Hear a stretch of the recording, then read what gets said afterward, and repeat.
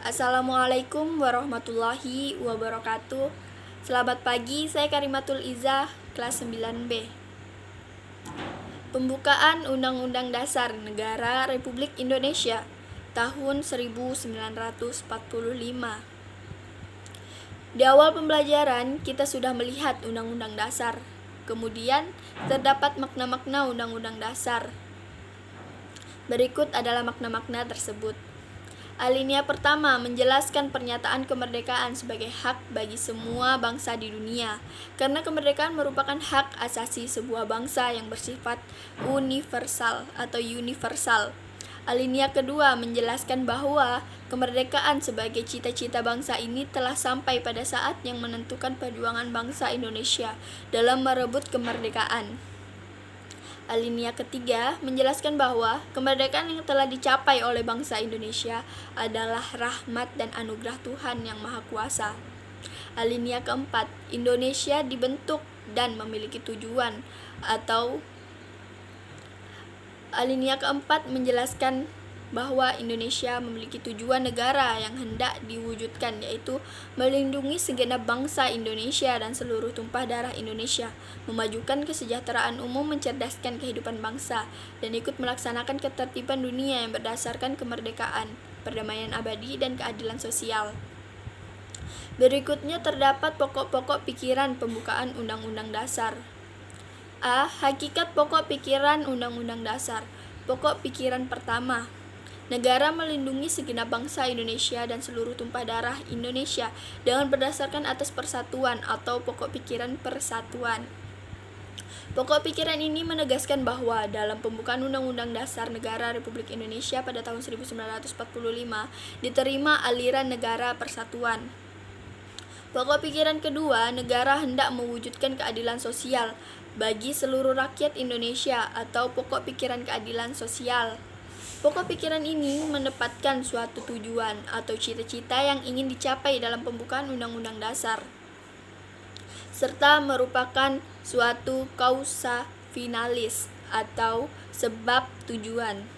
Pokok pikiran ketiga, negara yang berkedaulatan rakyat berdasarkan atas kerakyatan dan permusyawaratan serta perwakilan.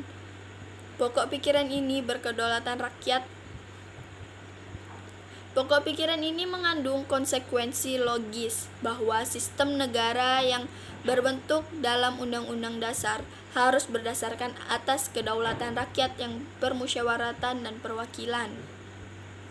Pokok pikiran yang keempat, negara berdasarkan atas ketuhanan yang Maha Esa menurut dasar kemanusiaan yang adil dan beradab atau pokok pikiran ketuhanan.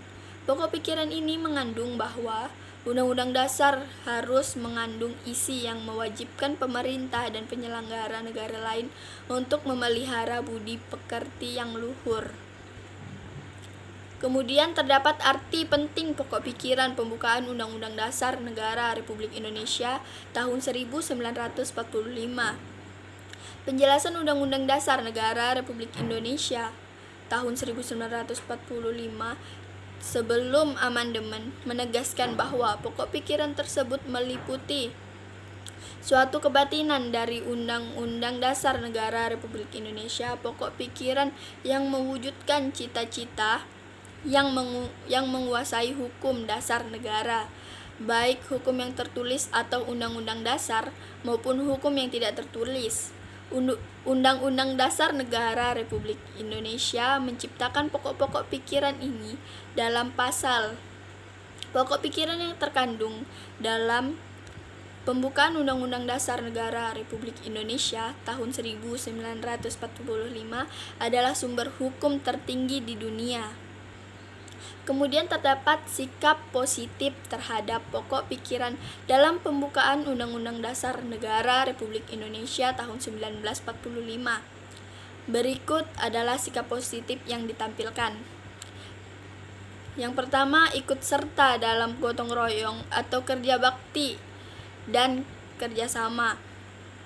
Kedua, membina keselarasan pergaulan di masyarakat tanpa pertentangan atau perkelahian, mengadakan pemilihan atau disebut dengan musyawarah.